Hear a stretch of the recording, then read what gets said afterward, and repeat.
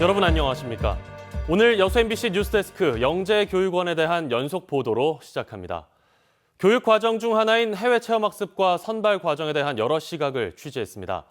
영재를 발굴하고 길러낸다기보다는 사교육을 받아 만들어진 선발 학생들의 친목의 장으로 변질됐다는 지적까지 나오고 있습니다. 조희원 기자입니다. 지난해 말 4박 5일 일정으로 중국 상해를 다녀온 광양 영재교육원. 국외 최고 대학과 기관을 방문해 최신 지식과 기술을 체험하기 위해서입니다. 그러나 영재교육과 관련한 체험은 영재교육으로 유명한 상해 낭하중학교를 견학한 것뿐. 해양수족관과 디즈니랜드를 방문하고 유람선을 타고 서커스도 봤습니다. 생태계를 공부하고 실생활의 과학 원리를 체험하겠다는 명목이었지만 사실상 관광 일정이었습니다. 다른 지역 영재교육원들의 해외 체험학습도 비슷했습니다. 국외 체험학습뿐만이 아닙니다. 영재교육원에서 시행되는 수업 역시 영재성을 길러주는 게 아니라 교과 과정을 미리 배우는 수준이라고 합니다. 산행학습인 것 같아요. 그러니까 한국어를 기르기 위해서 어떤 활동들을 하는 게 아니라 그냥 다음에 배울 것들을 미리 배우니까 좀 신기한 그 정도의 수준인 것 같다는 생각을 했고요. 놀라운 건 학부모들도 영재교육을 기대하는 건 아니라는 겁니다. 부모님께서 여쭤보면은 어떤 딱히 뭐 거기에서 이렇게 뭐 배운다기보다는 이제 그렇게 똑똑한 아이들이 어떻게 보면 모이는 거잖아요. 그렇죠. 그런 아이들 간의 친목, 그 관계 형성이 이 목적이다 그렇게 말씀을 하시더라고요.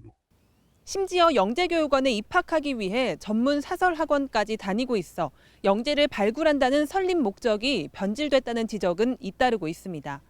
기반을 유지하기 위해서 아이들이 필요할 뿐이지 그 아이들을 위해서 그게 필요한가에 대해서는 지금은 없어져야 돼요. 전문가들 100명을 물어보면 한 90명 이상은 필요 없다 그럴 거예요. 지난 2000년 영재교육을 국가와 지자체의 임무로 규정한 현행법 탓에 기관을 없애기도 쉽지 않은 상황.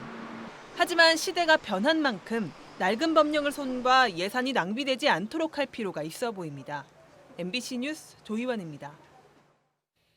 어제 오후 5시쯤 여수시 봉산동에서 승용차가 횡단보도를 건너던 58살 A씨를 들이받았습니다. 이 사고로 머리를 다친 A씨는 병원으로 옮겨져 치료를 받았습니다. 경찰은 운전자가 길을 건너던 A씨를 보지 못한 것으로 보고 있습니다. 이보다 앞선 어제 오전 10시쯤에는 여수시 돌산읍 금성리 인근 해상에서 아이스박스를 잡고 바다에 표류하던 37살 B씨를 해경이 구조했습니다.